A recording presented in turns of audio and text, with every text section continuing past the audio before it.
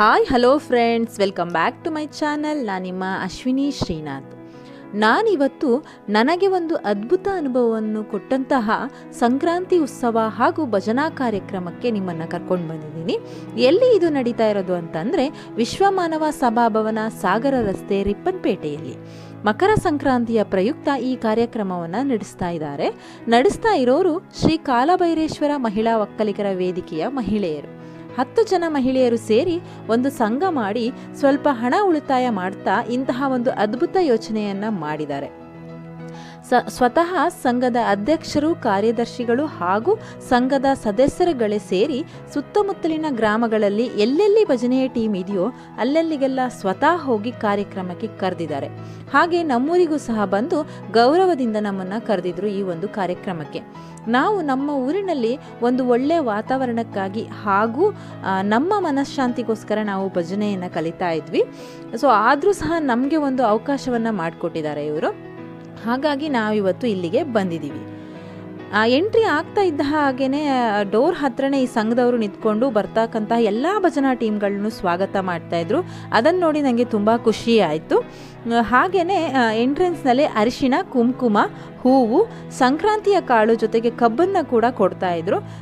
ಇದು ಕೂಡ ಒಂಥರ ಹೊಸದಾದಂಥ ಯೋಚನೆ ಅಂತ ಹೇಳಿದ್ರು ತಪ್ಪಾಗಲ್ಲ. ಈ ಒಂದು ಕಾರ್ಯಕ್ರಮ ಜನವರಿ 14ನೇ ತಾರೀಕು ಸಂಜೆ 5 ಗಂಟೆಗೆ ಇತ್ತು. ನಾವು ಹೋಗುವಾಗ 1-2 ಟೀಮ್ಗಳು ಬಂದಿತ್ತು ಅಷ್ಟೇ, ಎಲ್ಲ ಟೀಮ್ಗಳು ಬಂದಿರಲಿಲ್ಲ. 10ಕ್ಕೂ ಹೆಚ್ಚು ಟೀಮ್ಗಳು ಈ ಒಂದು ಭಜನೆಯ ಕಾರ್ಯಕ್ರಮಕ್ಕೆ ಹೆಸರನ್ನು ಕೊಟ್ಟಿದ್ರು. ವೇದಿಕೆ ಮೇಲೆ ರಾಮದೇವರ ಫೋಟೋವನ್ನು ಇಟ್ಬಿಟ್ಟು ಅಲಂಕಾರ ಮಾಡಿ ಸಂಕ್ರಾಂತಿಗೋಸ್ಕರ ಡೆಕೋರೇಷನನ್ನು ಮಾಡಿದರು.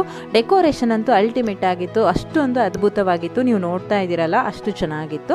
ಆಮೇಲೆ ಸಂಘದವರೇ ಸೇರಿಕೊಂಡು ಪೂಜೆಯನ್ನು ಮಾಡಿ ಪ್ರತಿಯೊಂದು ಮಹಿಳೆಯರಿಗೂ, ಅಲ್ಲಿ ಸೇರಿರ್ತಕ್ಕಂಥ ಪ್ರತಿಯೊಂದು ಮಹಿಳೆಯರಿಗೂ ಹಣತೆಯನ್ನು ಹಚ್ಚೋದಕ್ಕೆ ಅವಕಾಶ ಮಾಡಿಕೊಟ್ರು. ಇದು ಅಲ್ಲಿ ಸೇರಿರ್ತಕ್ಕಂಥ ನಮ್ಮೆಲ್ಲರಿಗೂ ಒಂದು ಖುಷಿಯಾದ ವಿಷಯ ಅಂತ ಹೇಳಿದ್ರು ತಪ್ಪಾಗಲ್ಲ. ಅನಂತರ ಈ ಕಾರ್ಯಕ್ರಮಕ್ಕೆ ನಿರ್ದೇಶಕರಾದಂತಹ ಲಕ್ಷ್ಮಣ್ ಗೌಡರು ಕೂಡ ಸಹ ಬಂದಿದ್ದರು. ಅವರಿಂದ ಈ ಕಾರ್ಯಕ್ರಮವನ್ನು ಜ್ಯೋತಿ ಬೆಳಗಿಸಿ ಉದ್ಘಾಟನೆಯನ್ನು ಮಾಡಲಾಯಿತು.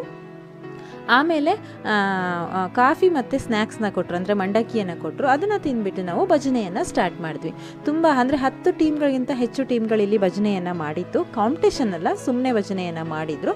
ಅದರಲ್ಲಿ ನಾನು ಎಲ್ಲರ ಭಜನೆಯನ್ನು ಹಾಕಲಿಲ್ಲ. ವಿಡಿಯೋ ತುಂಬ ಲೆಂತಿ ಆಗುತ್ತೆ ಅಂತ ಹೇಳಿಬಿಟ್ಟು ನಮ್ಮ ಭಜನೆಯ ಕೆಲವೊಂದು ಕ್ಲಿಪ್ಪಿಂಗ್ಸ್ನ ಅಷ್ಟೇ ನಾನು ಇಲ್ಲಿ ಆ್ಯಡ್ ಮಾಡಿದ್ದೀನಿ.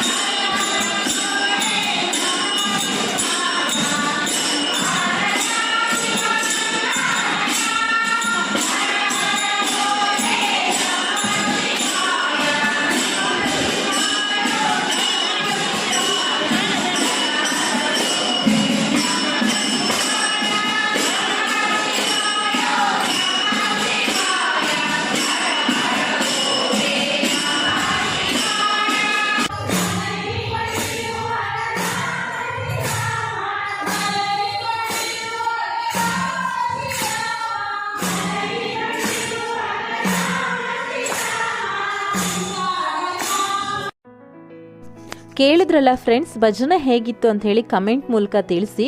ತುಂಬ ಜನ ಸೇರಿರೋದ್ರಿಂದ ಗಲಾಟೆನೇ ಜಾಸ್ತಿ ಇತ್ತು, ಭಜನೆ ಅಷ್ಟು ಸರಿಯಾಗಿ ಕೇಳಿಸ್ತಾ ಇರಲಿಲ್ಲ. ಭಜನೆ ಎಲ್ಲ ಮುಗಿದ ಮೇಲೆ ಎಲ್ಲ ಭಜನಾ ಟೀಮ್ಗಳು ಸೇರಿಕೊಂಡು ಒಂದು ಭಜನೆಗೆ ನಾವು ಕುಣಿದ್ವಿ. ಪರ್ಸ್ನಲಿ ನಂಗೆ ಅದು ತುಂಬ ಇಷ್ಟ ಆಯಿತು. ಭಜನೆಯಲ್ಲಿ ಭಾಗವಹಿಸಿದಂತಹ ಎಲ್ಲ ಟೀಮ್ಗಳಿಗೂ ನೆನಪಿನ ಕಾಣಿಕೆಯನ್ನು ಕೊಟ್ಟು ಗೌರವಿಸಲಾಯಿತು. ನಮಗೆ ಇದೇ ಮೊದಲನೆಯ ವೇದಿಕೆಯ ಕಾರ್ಯಕ್ರಮ, ಯಾಕಂದರೆ ನಾವಿನ್ನು ಭಜನೆಯನ್ನು ಕಲಿತಾ ಇದ್ದೀವಿ. ಹಾಗಾಗಿ ನಾವು ಎಲ್ಲೂ ವೇದಿಕೆಯಲ್ಲಿ ಈ ಒಂದು ಕಾರ್ಯಕ್ರಮವನ್ನು ಕೊಟ್ಟಿರಲಿಲ್ಲ. ಇದು ಮೊದಲನೇ ಕಾರ್ಯಕ್ರಮ. ಹಾಗಾಗಿ ಪರ್ಸ್ನಲಿ ನಮಗೆ ತುಂಬ ಖುಷಿ ಆಯಿತು. ನಾವಿನ್ನು ಕಲಿತಾ ಇದ್ರೂ ಸಹ ನಮ್ಮನ್ನು ಕರೆದು ಇಂತಹ ಒಂದು ಅದ್ಭುತ ಅವಕಾಶವನ್ನು ಮಾಡಿಕೊಟ್ಟಂಥ ಶ್ರೀ ಕಾಲಭೈರವೇಶ್ವರ ಮಹಿಳಾ ಒಕ್ಕಲಿಗರ ವೇದಿಕೆಗೆ ನಾವು ಯಾವಾಗಲೂ ಚಿರಋಣಿಯಾಗಿರ್ತೀವಿ. ಹೀಗೆ ಕಾರ್ಯಕ್ರಮಗಳನ್ನ ಮಾಡ್ತಾ ಇರಿ, ಹೊಸ ಹೊಸ ಪ್ರತಿಭೆಗಳಿಗೆ ಅವಕಾಶವನ್ನು ಕೊಡ್ತಾ ಇರಿ ಅಂತ ಹೇಳಿ ನಾನು ಕೇಳ್ಕೊಳ್ತೀನಿ. ಸೊ ಫಂಕ್ಷನ್ ಅಂತೂ ತುಂಬ ಚೆನ್ನಾಗೇ ಆಯಿತು. 10:30 ಅಷ್ಟೊತ್ತಿಗೆ ಮುಗೀತು. ಅಲ್ಲಿ ಊಟದ ವ್ಯವಸ್ಥೆ ಸಹ ಇತ್ತು. ಊಟವನ್ನು ಮಾಡಿಕೊಂಡು ನಾವು ಒಂದು ಒಳ್ಳೆ ಅದ್ಭುತವಾದಂತಹ ಅನುಭವವನ್ನು ಪಡ್ಕೊಂಡು ಅಲ್ಲಿಂದ ನಾವು ಮನೆಗೆ ಹೊರಟ್ವಿ. ಸೊ ಇವತ್ತಿನ ವಿಡಿಯೋ ನಿಮ್ಮೆಲ್ಲರಿಗೂ ಇಷ್ಟ ಆಗಿದೆ ಅಂದ್ಕೊಳ್ತೀನಿ. ಇಷ್ಟ ಆಗಿದ್ರೆ ಲೈಕ್ ಮಾಡಿ, ಕಮೆಂಟ್ ಮಾಡಿ, ಶೇರ್ ಮಾಡಿ. Thank you.